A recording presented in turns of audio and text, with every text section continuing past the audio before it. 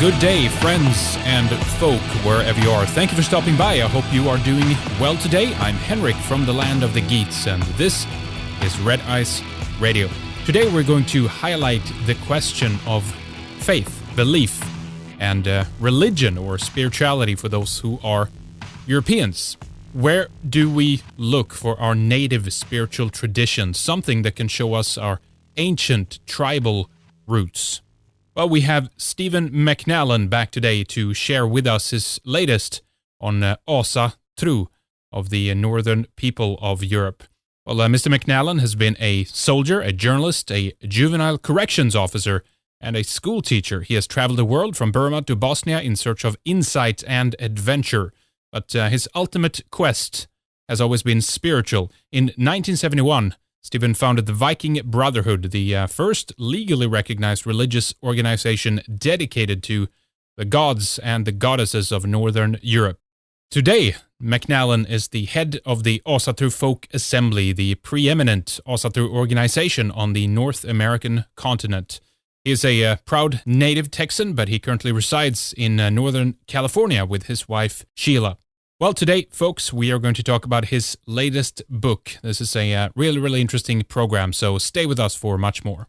Welcome back, Stephen. It's great to speak with you again. We've done a couple of great shows together. It's always a pleasure to have you with us, so thank you for being here. Well, thank you, Henrik. I always enjoy coming on Red Ice. It's different and alive and truly free inquiry, and I love that. Thank you so much, Stephen. We discuss, as you know, many different issues, and we try to highlight that which we consider to be not only important, but very pressing in our times. And what we'll be discussing today is, of course, not any different. In fact, I think the timing is absolutely perfect. We have spoken with so many people recently who are, I guess, wondering what belief, what spirituality, or religion, if one prefers that word, we are to look towards if we are to identify with something which is native to the European people, as Christianity is failing people and turning against Europeans, even Christians, both in Europe and America and around the West. The question is, where does one turn to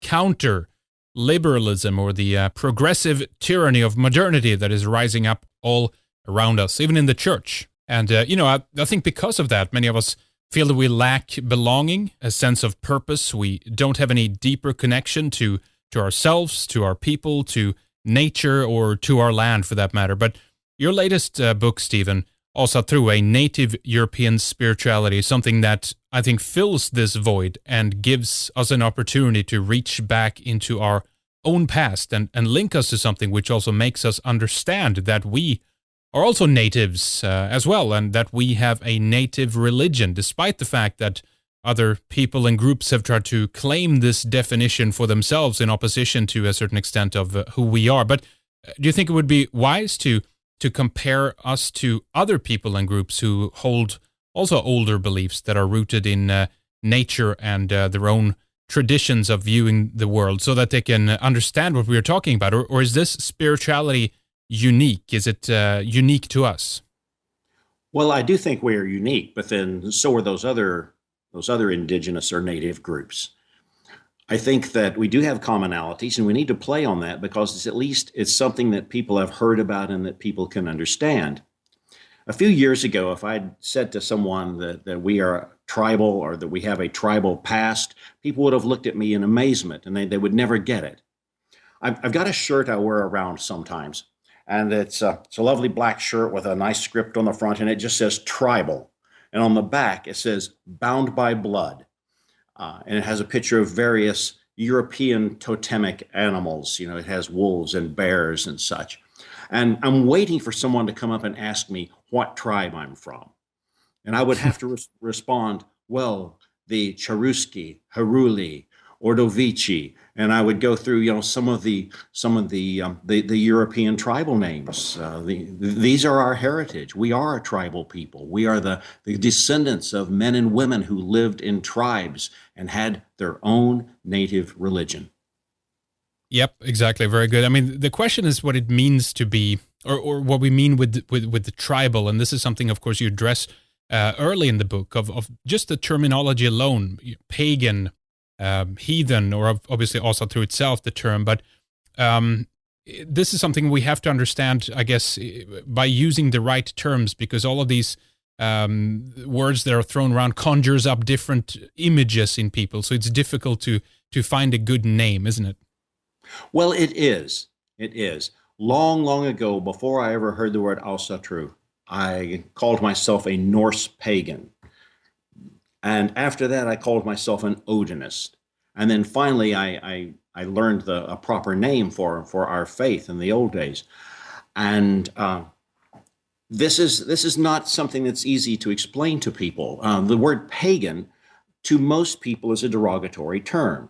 It means typically someone who is non-religious or who is, very open sometimes in their defiance of social rules and so forth. The word heathen has been adopted by many people who follow the old northern religions. But again, that is a word that has a lot of semantic baggage in our culture. You think of a heathen, you think of someone with dirty feet who doesn't have any manners and who wipes their nose on their sleeves or something. And and that's unfortunate because the root of the word is good. It comes from the word heathni in Old Norse, and it refers to, in fact, the old religion, the religion of the people out on the heath, to go to an English cognate. But today, those terms don't work well. If we're going to tell people about something that is really new for them as a religion, we might as well use a word that is accurate and doesn't have a lot of negative connotations. Yes, exactly. And obviously, we'll get in and talk more about many of the things you talk about in the book. I just want to mention that it's the book really distills not only your journey, but much of the work that you've been reading and collecting over the years. And what is it, Stephen? About 40 years of just knowledge of being involved in these kinds of areas that have that is poured into this book, right? About 45 now, yes. Yeah. And obviously, let's talk about if this is a replacement for religion. As I said earlier, we can see that Christianity is something that obviously is not filling a role in Western society, at least anymore, as it did only 100 years ago. We might have to back up a little bit more in some countries, but nonetheless, is Asatru there as a religion to fill that void in your view, Stephen? Well, it definitely is a religion, obviously, but it is also a worldview. I don't expect every person of European descent who is out there to run to join Asatru or something. There will always be Catholics. There will always be Protestants. There's going to be, your various and sundry sects. Those aren't going to go away. No time in the conceivable future. But I compare it to the situation with the American Indians, where back on the reservation or often in the urban jungles, there are people who do practice the old ways. There are still the wise men. There are still the men who get visions. There are still those who practice the old rites. Now, your typical Sioux or Kiowa or Comanche living in an urban area, he may have any religion or no religion, but deep in his heart, he knows that those people are still there, that there is still that connection with ancient roots and ancient ways. And that makes a difference to know that you have something that is innately yours, even if you don't practice it all the time or ever, but it's a reflection of who you are as a person and who your ancestors were and are as people. So, who would you say Asatru is for? I think that it is essentially for people of European heritage, specifically, of course, the north of Europe. That's where it comes from. The word itself is from one of the Nordic languages. Most of our material that we have to work with is in the various Nordic languages. But we also have to remember that the Germanic tribes occupied a huge swath of Central Europe. And those tribes, not to mention the Vikings, got all over the place. I think if we look closely, I see a sort of pan-European view to a large extent. And I'm not saying that with the idea of, oh, gee, let's recruit more numbers. I'm saying it because with all of the native European religions, you have very strong parallels. You have similar mythic structure, you have similar values, particularly the Celtic and the Germanic slash Nordic belief systems are very similar. The mythologies are similar. The values are similar. There's a huge resonance there.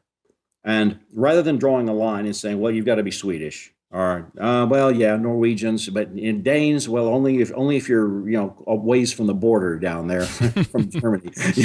Right. And we're not doing that. We're not doing that. It's not that way. I see it as essentially reflecting the heritage and the spirit that is accessible to European descended peoples, regardless of what part of Europe they're from, and how long they've been gone from there. I mean, you certainly don't have to be living there now to still have the essence within you. Yeah, exactly. And also you show in the book and discuss a little bit about the commonalities between other, both Indo-European traditions, but also things that existed, in Russia. And as you said, sure, many of the tribes, they migrated around at the time, and there's a lot of different people, but there seems to be a kind of a commonality, as we said, between many different European cultures, even though if they don't use the same names for their deities, obviously correlations is fairly easy to make, actually. Well, they are. And one expert whose work was very influential on me, Hilda Davidson, who was a British professor. I'm sure she's long gone now, but she wrote a lot of very good books on the northern stories and the northern religions. And one of those books actually compared most closely the Celtic and the Germanic, again, slash Nordic, understanding that those are, pretty much the same deal. And she came to the conclusion that both of these, the Celtic and the Germanic, could be considered two expressions of a common European religiosity. And I think that's a fair statement. Yeah, indeed. So this, or in this native European religion, did you feel along the way that there's somewhere you had to kind of, I don't know, fill in the blanks, or are things still so intact coming down to us from the sagas, from the material that we have available, that it has really been, your work has really been about piecing all that together? Well, yes and no. Scholars are going to argue for the next 100 years about the details of religious practice in ancient Scandinavia or on the Germanic tribal areas on the continent or wherever. I mean, this is always something that is questioned, and there is always ambiguities. I think we have to start with the source material that makes good sense to us and that is seems clear. We can then extrapolate from related spiritual paths and religions, and then from that we can fill in with instincts, because we are, after all, those people. And by doing this, I think that we can arrive at something that has the spirit of the old ways, which follows the true ideas of the old ways, and yet at the same time is customized for life in the 21st century. For example, I'm not going to go out and sacrifice a pig this Yuletime because I don't live in that kind of a society. I've got meat at the grocery store. My meat comes in styrofoam. And that's not necessarily the way that I want to live, but it's what I've got, and it's what the average person has. If we lived in a rural community, yes, I absolutely would. I would be out there and I would butcher a big boar for the Yule feast, and we would partake of that boar, and in doing so, we would share the might of the boar and the might of the gods, and we would share that meal with the gods themselves. But I don't live in that kind of a life. Sometimes I wish we did a little bit more simpler, right? Well, there's a lot to be said for that. And Yeah. I'd like to see a day when it was easier to live that kind of a self-reliant, sort of back to the land kind of lifestyle. It can be done, of course, and some people do it, and I sort of totally congratulate them. But the way society is set up now, it's not really a practical option for most people. And we, I think, can adhere to the principles behind sacrifice. And I should add to your readers that the word sacrifice is a very loaded word. I know actually use that typically in referring to our rites and rituals. I use the term blot, which is an exchange between the holy powers and ourselves. It is by no means one-sided. One can adhere to the general ideas without getting wrapped up in the mechanics of slaughtering animals in your backyard. Right, exactly. I'll definitely want to, ask you about some of those things a little bit later here. But obviously, then it's not about kind of reinventing the wheel. It's not that we have to, kind of pull out or create a religion out of thin air and say, here's something that we can, attach ourselves to and worship or what have you. But what would you say to the question of why we need something like this today? We need something like this today because, by its very nature, it resonates with that which is deepest and most holy within us. I believe that all the major groupings of mankind have a primal religion, a native religion that specifically, we might say, co-evolved with them, and thus is ideally tuned to their evolutionary background. I believe that every native religion on the planet is the distillation of the spiritual journey of that people, specifically that people, from the earliest possible times. And that in today's age, they can be Catholics or Protestants or Buddhists, or they can go to, shamanic circles on the weekends or whatever.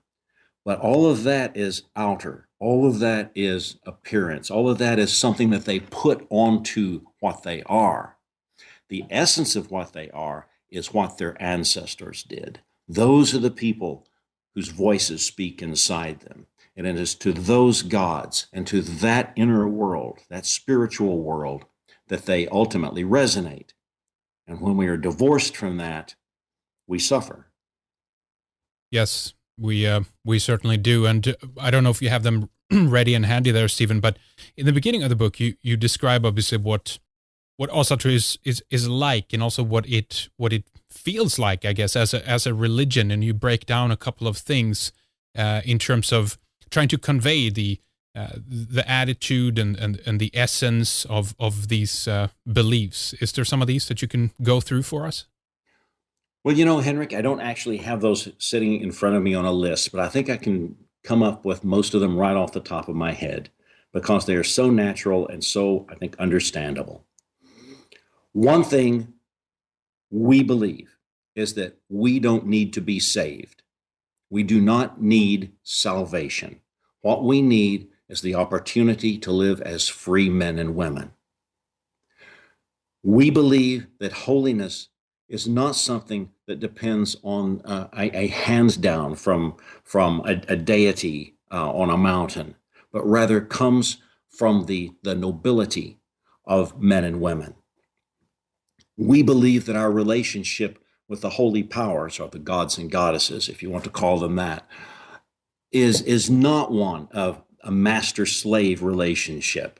We see the holy powers as our kin and as our friends, and we treat them in that respect in regards to our ritual work.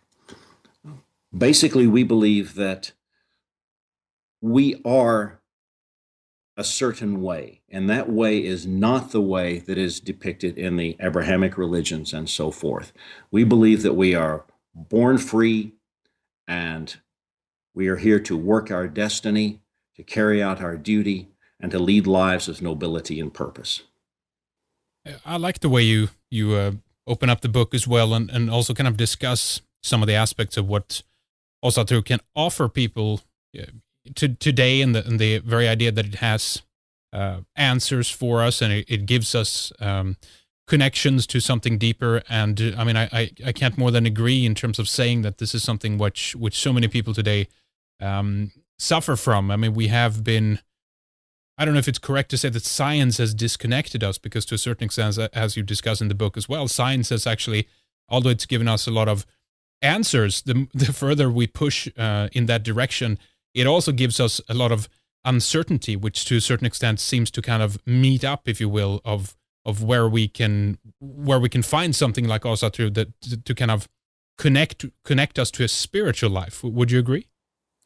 Well, yes, I would. And in fact, I think the word that you've used at least twice in the last few seconds, connection or connectiveness, derivations of that, I think that's the essence of what it's all about. The word religion comes from Latin roots meaning, linking or to link to and that sort of a thing. And I think that connections is what religion and Asatru in particular is all about. I would ask your listeners to imagine uh, a figure suspended in space, human figure, one of those Da Vinci looking drawings, the Vitruvian Man or whatever. Yeah. And let's analyze some of these connections for just a moment. Behind us, we have all of our ancestors. In front of us, we have our descendants yet to come. Off our left and right sides, we have our living kin who are with us now. Above us, we have the holy powers, and below us, we have the earth and the world of nature. In each of those directions, we have connections. In each of those directions, we have responsibilities. And from each of those directions, we in turn receive blessings of various kinds. Asatru is all about connections. It's connections with our ancestors. It's responsibilities to those descendants that will have to live in this world after we're gone. It's our links with our living blood kin all around the world. It's our connection with the holy powers above. And that relationship, remember, is one of friendship and one of kinship. And always, always our connection with the earth. We are rooted in the earth and we are a part of nature and subject to the same laws as every living thing on the planet. Asatru is about connections. So it's something real, obviously, that we can connect and I guess call on those who've gone before us in a certain way, and also maybe to a certain extent this is in the same function that you can connect with the gods and the goddesses that exist within that. Maybe there's a distinction. You can tell us more about that, but the gods to a certain extent is part of our ancestry, but obviously they're not our immediate grandparent or whoever has maybe recently passed away, etc. But there, in your view, there's different ways that we can connect with these, and we can call on them, right? Oh, yes. Yes. Just to take our ancestors for a moment. Um, People think of death as a brick wall. I don't. I think it's a flimsy veil. And that between that veil, energy, love, care, concern, inspiration, all can move through sort of a semi-permeable membrane. You think of it that way. Some guys did a study once, and they said that more than half of men and women who had recently had someone close to them die, more than half of those people later in the weeks, the months after that, had some sort of an experience where they strongly felt that person's presence.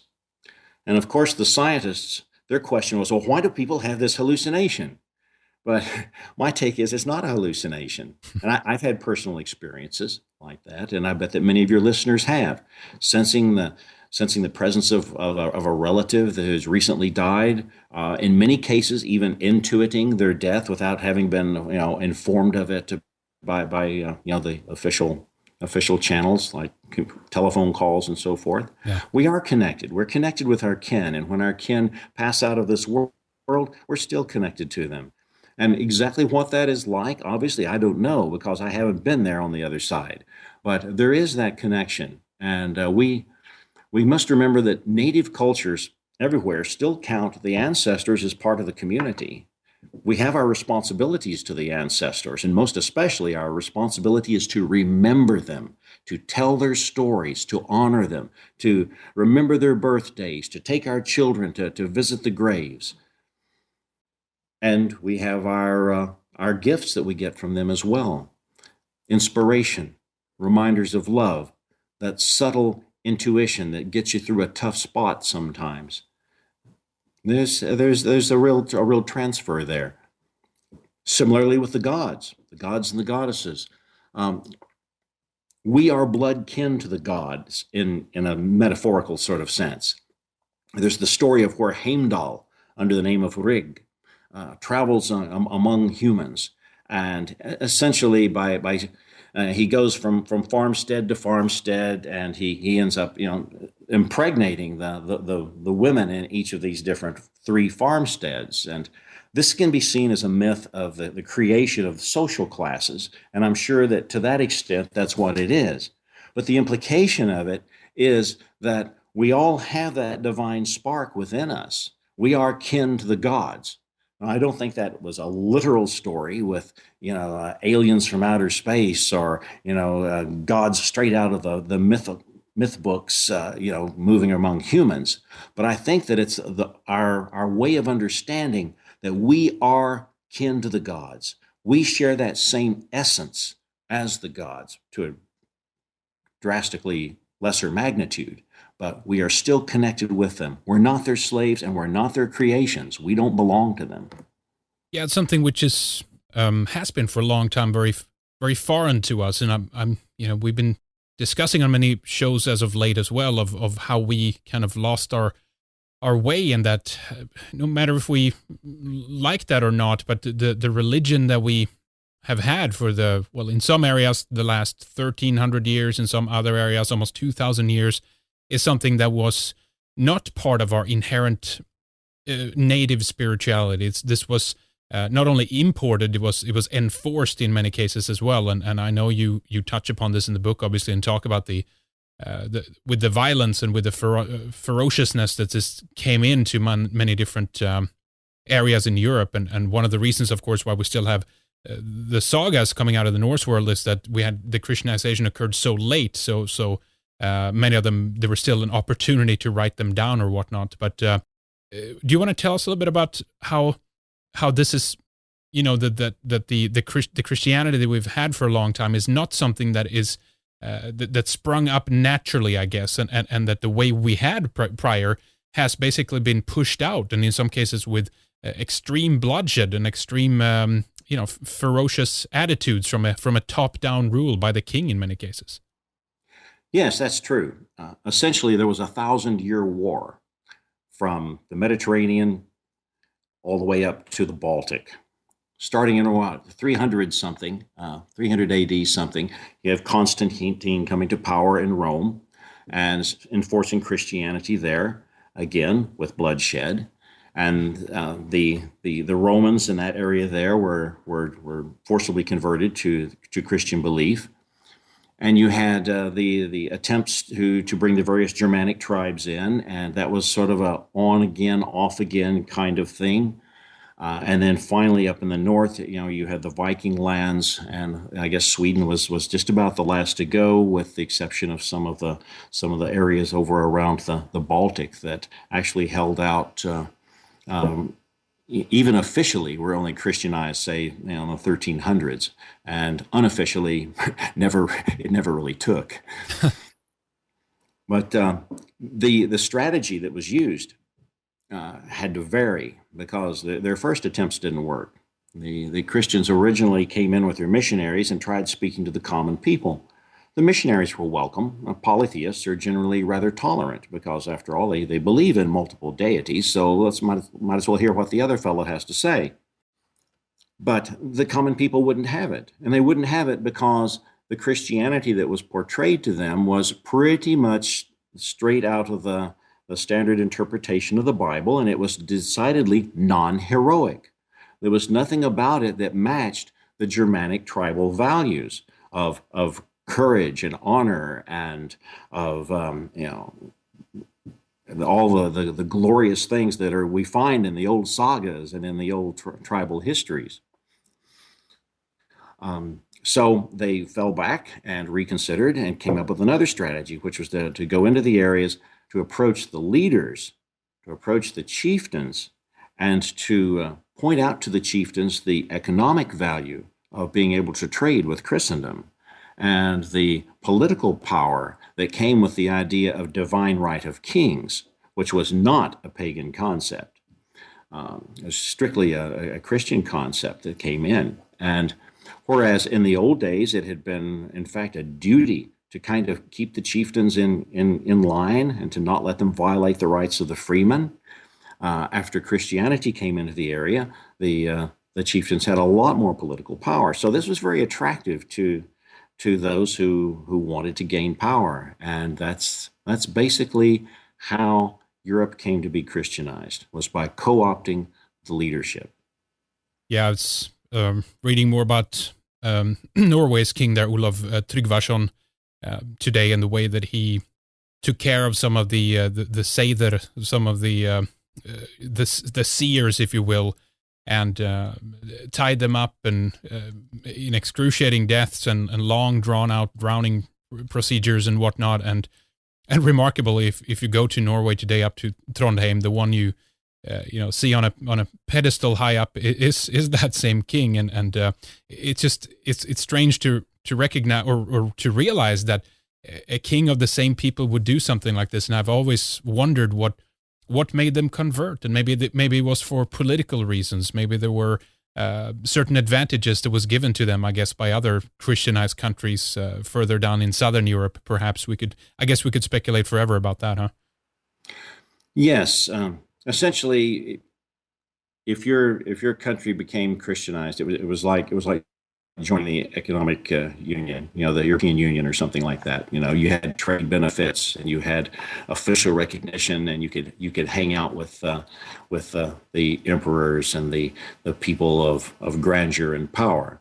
But it meant turning your back in many cases on your own people, which of course is what some of those guys did. They basically were quite willing to torture and to forcefully repress their own people in order to gain these advantages for themselves. Do you think that religious warfare was something that was common prior to monotheism? No, I don't think it was very common at all. I mean, with polytheism, I mean, you've got kind of a flexible system right off. Even in the old days, there was not like one organized, formalized religious belief that was held in all areas. One valley, the people there might be really, really fond of Thor and would make their primary religious observances maybe regarding him. But over on the coast, they were more interested in Njörð or Aegir and Ran, some of these deities associated with the sea. And so that they had the prominence over there. It doesn't mean that they didn't believe in Thor. Didn't mean that they didn't like Thor, but they had different needs, they had different attitudes, they made their living a different way, and so there was not a enforced uniformity at all. There was flexibility, and that kind of flexibility makes it a lot more difficult to get people riled up and say, well, let's go over to the next valley and do something bad to them because obviously they're doing it wrong. And there wasn't an idea of Satan or any of that. So you couldn't say, well, the other guy's a devil worshiper. So you kind of run out of options pretty quickly. And I think you'll find that religious intolerance is generally found, I won't say exclusively found, but certainly generally found amongst the Abrahamic faiths. And they've all done it. They've all done it. Christianity, certainly Christianity did horrible things to our own ancestors. The Hebrews in the Old Testament, go into this land and that land, kill everything that moves, And today, ISIS, need I say more? Right. Yep. I know. And in some cases, of course, they do it towards the other religion. It might be that they're viewed as infidels or heathens or whatever. But in some cases, of course, it's internally, and we know that in Christianity too. But in the Islamic world, you have the Shia and the Sunni fighting, and we of course have the Protestant and the Catholics. I don't know if something similar exists within Judaism. I guess it would be maybe the more Orthodox and then another more modern Reformed branch or something. But it's so divisive. It keeps us fighting forever with each other because the other guy is always going to be wrong. Yes, that's pretty much it. I think that the old polytheisms were much more tolerant in regards to religion. And Actually, if you compare the political views under polytheism with what things were like in Europe after Christianization, you see a real contrast as well. Women in pre-Christian times had a great deal of freedom. They could make their own contracts. They could do most of the things that men could do. They could divorce their husbands. They had a lot in the way of rights. They were highly respected. Possibly this comes from the fact that there were goddesses as role models in the pantheon. And in Christianity, that completely changed. Women's rights shrank. And I mentioned a few minutes ago about the divine right of kings, which was a Christian concept. Until that time, the rulers had been kept in check by the common folk. In fact, if you look at the old Germanic tribal structure, and obviously this varied from century to century and location to location, but sort of a generalized model of the Germanic tribe consisted of three parts.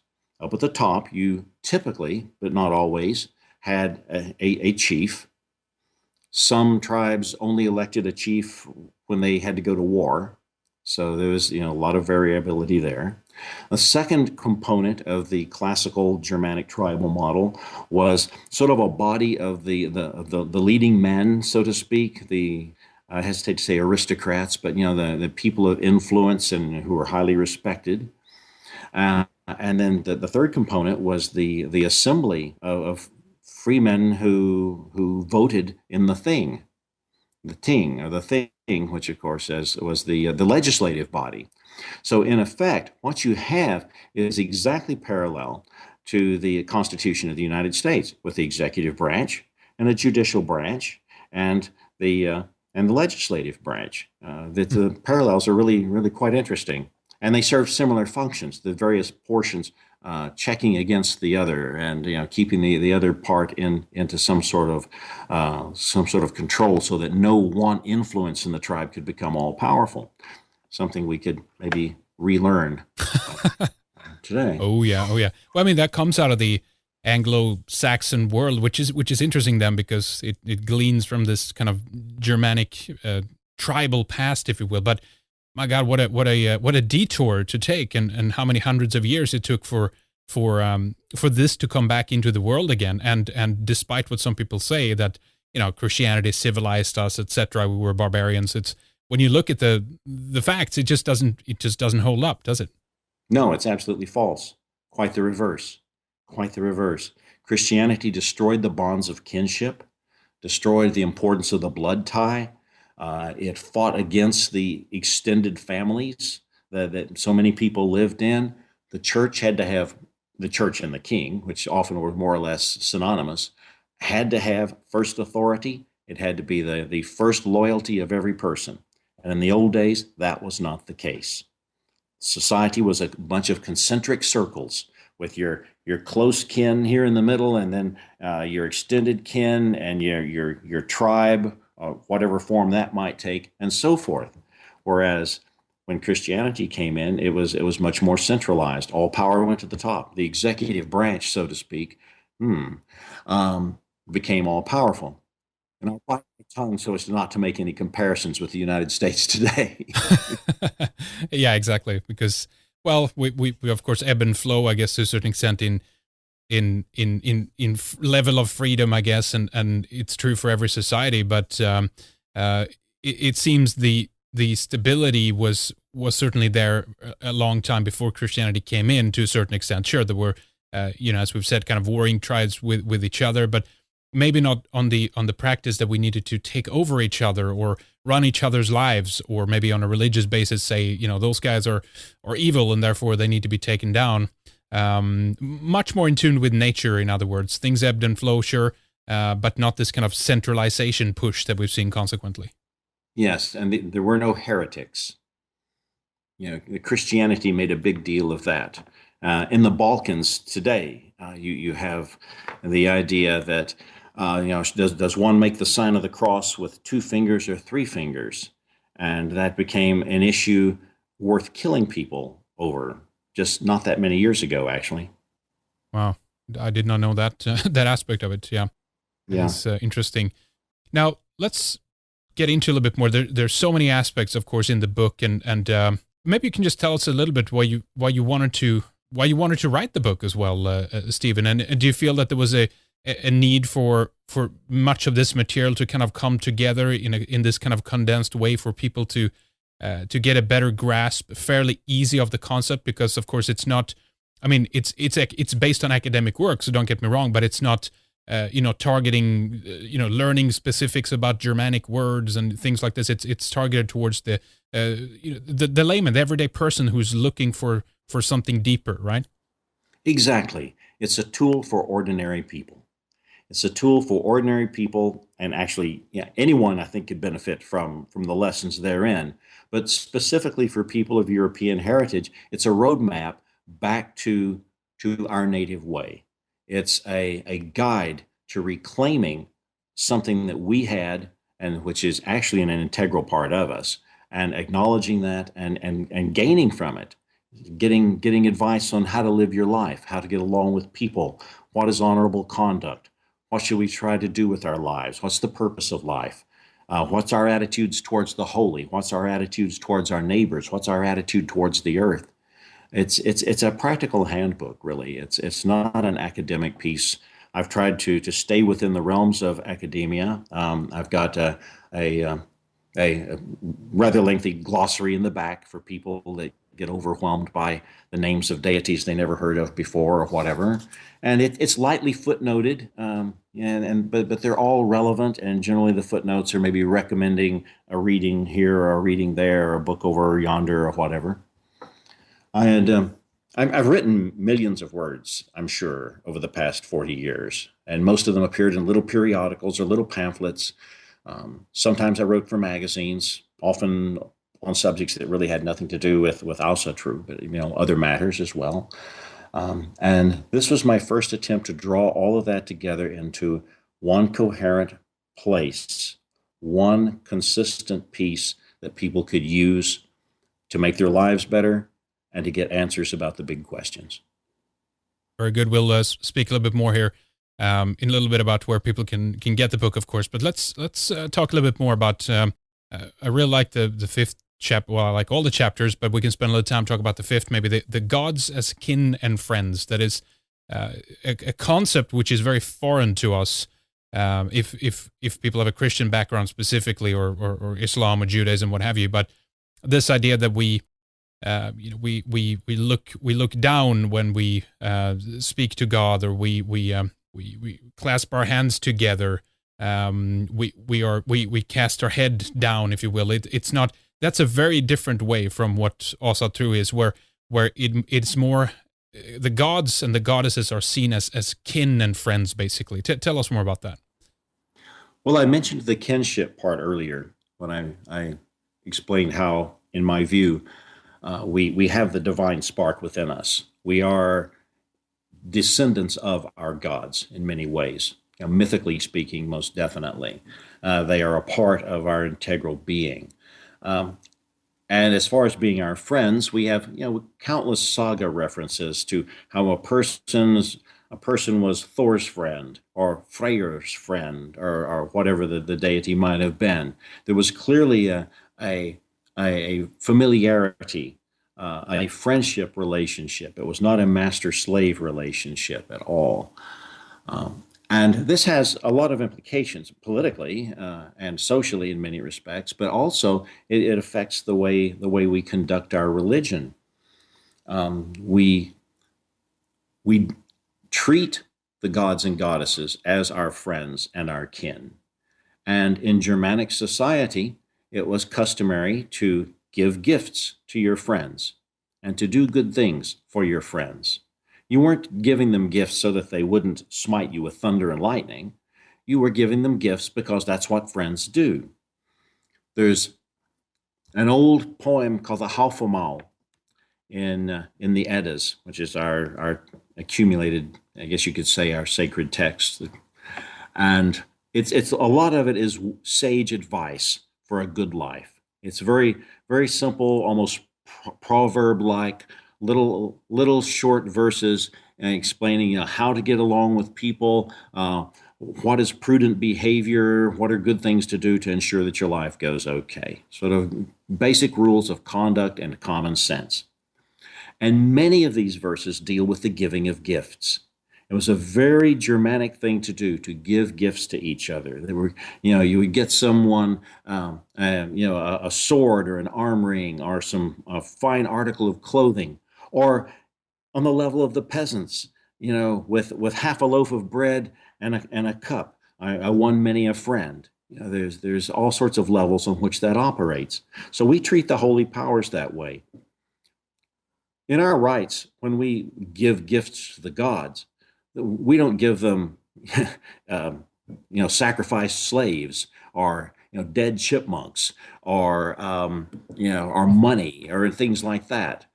The gods don't need that. What the gods need is our support, our loyalty, our supporting them and standing with them in the same way that our friends do. This is something friends need.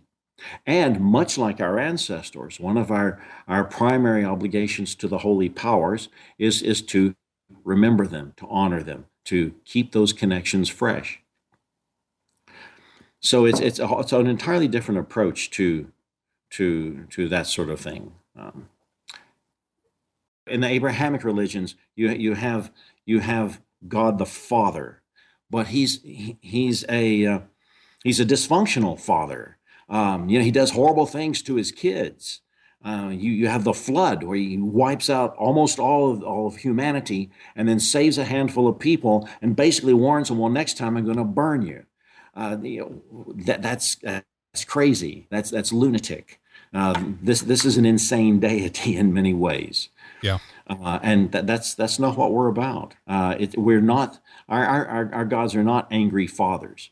Now, it's true in the New Testament, you have Jesus. Jesus is a much gentler character, but he's most commonly characterized as a shepherd, which makes us sheep. And I'm not sure that that's such a good comparison either. We're not sheep, and we're not the offspring of maniac divine parents. We are friends to the gods and kin to the gods. And our duty is not to worship them and beg their favor or to humble ourselves before them. Our job is to become more like them. I think the holy powers want us to evolve. They want us to grow. They're not standing over us with a rod ready to smite us. They're in front of us and they're beckoning to us, saying, come on, you can do it. Be more like us, be stronger, be wiser, be more prosperous, live life more fully. And I think that's a better relationship. Oh, yeah. And it's one we need right now, too, isn't it? I mean, in terms of not only self-esteem and good role models, but just a sense of achievement, because at least I personally feel, Stephen, that so much has kind of deteriorated into mediocrity and a kind of a victimhood. And, you have this kind of different classifications of how victimized you are and therefore how much you can be pitied in society almost. It's very antithetical to the way of the Norse people and Europeans overall, I feel. Oh, absolutely. Absolutely. There's no room for self-pity. There's no room for a culture of weakness. There's no room for a culture of helplessness. We saw a lot of this stuff kind of starting up in the 60s and 70s. And all of your characters in the movies back in those decades, there were more anti-heroes than heroes. Yep, Remember that yep. there was that whole period there, especially in, I guess, about the 70s, when everything was loaded with that. And today we still get the victim mentality. Well, no, we're not victims. We have power over our lives. If we're not getting what we want, then we need to try harder. We need to learn more. We need to become wiser. We need to try a different approach. We don't ask our gods for handouts, and we don't ask each other for handouts. You help kin, you help friends, you do those things, but you're expected to be self-reliant as possible, to do your own part, and ideally to strive towards a true nobility of character, to be that hero character that you find in the sagas. Yes, and we need to fight. It's also through trials and hardship that we advance, and this is something which is incorporated into the sagas and into the belief itself, that it's as you say, it's not, if we want to grow, it's not. It takes many different facets, and it's an appreciation of the trials that we might go through, and this is something which rises us to a new level, to then, to a certain degree, become more, and I don't know if this is despised within Christianity, among other things, but to become more like the gods, right?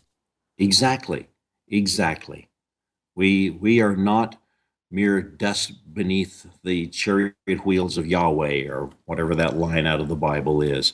We are aware beings with the divine spark within us, and we need to realize that and to strive upwards. Strive upwards. And strive, yes, it is striving, because it is a struggle. Growth is painful, but that doesn't mean we shouldn't do it. Absolutely. Now, let's just talk a little bit more about the book here, and where people can get copies of it as the time of this recording. When this recording occurs, pre-orders, of course, are available. It's going to be out about a week from now, when we're doing this recording here. But give us all the websites, Stephen, before we take a break here, and anything else you might want to mention about the book. Obviously, we'll get more into it in the second as well. But yeah, please go ahead. Well, of course, the Asatru Folk Assembly's website is runestone, runestone.org, and you can find us on Facebook. You can find my personal page on Facebook, and I'd be glad to like any of your readers that would like to, or listeners, excuse me, that would like to drop in. I've got an author's Facebook page. I do a lot of stuff on Facebook. I've got a Green Asatru Facebook page as well that deals entirely with the environmental issues.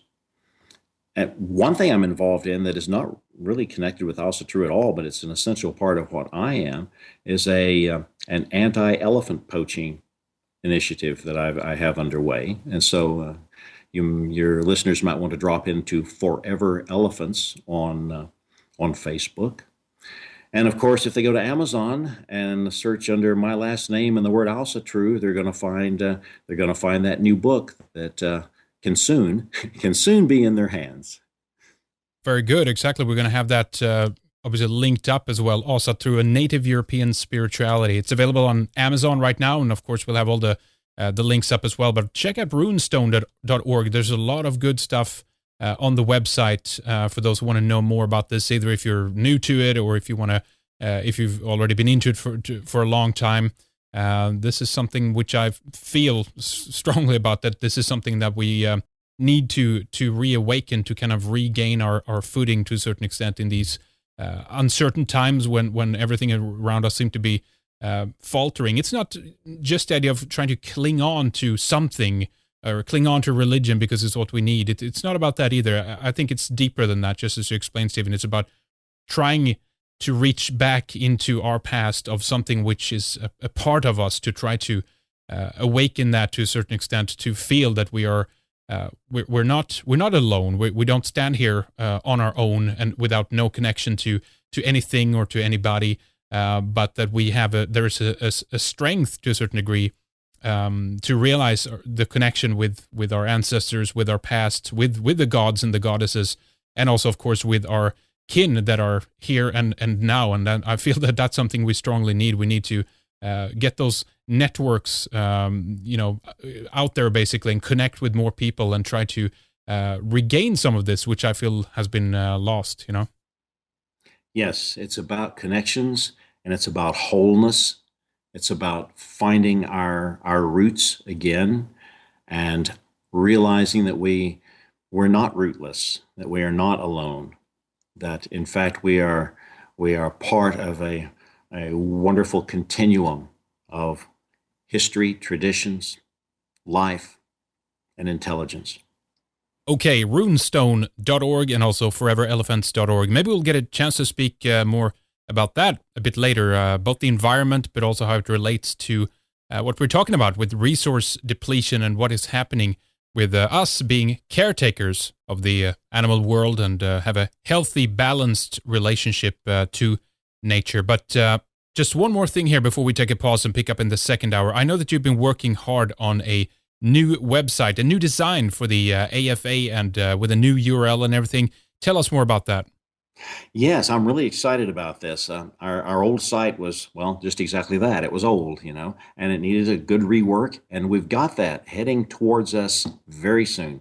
I would say end of the first week in June, that will be up and available for everybody. The old URL will work fine. It's just runestone.org. It will redirect to the new one. So we've got a new website, new store, new book. We just got all sorts of new around here. Time to reload. That's great. Do you know the URL, by the way, what that's going to be? Yes, asatrufolkassembly.org. There you go. Couldn't be easier. Okay, we'll have that link up as well, folks. But stay with us. Stay with us, Stephen. We'll be right back with a second hour after the break. Ladies and gentlemen, boys and girls, kin and folk, please stay with us in the second hour as we continue to speak more with Stephen McNallen about his latest work and the importance of this native European spirituality. We speak about the wisdom that comes to us through the sagas, but will they compare to other religious scripture? We speak about if there's anything such as commandments, which gets us into values, virtues, and ethics. We discuss how some of the deeper questions are viewed through the Norse worldview, such as what happens after we die and what is the purpose of life. We talk about blut, mead, burials, and of course, much more on the gods and the goddesses. We wrap up on speaking about the future of Asatru. You can hear more at redicemembers.com. Go there to sign up if you haven't already and tune in to this continuation or to any of our previous programs in full. Both hours, all of our shows going back to 2006 is available, including videos, insight episodes, films, and much more. It's only €5 per month. You can sign up for a 3-month subscription, either recurring or non-recurring. We also have 6 months, 9 months, 1 year, and 2 years available, whatever works for you. Well, folks, upcoming we have Jim Fetzer and Olle Dammegård, Mark Hackard, Jonas Dier, Sofia Smallstorm, and many more. Stay tuned as we proceed on the other side of this break.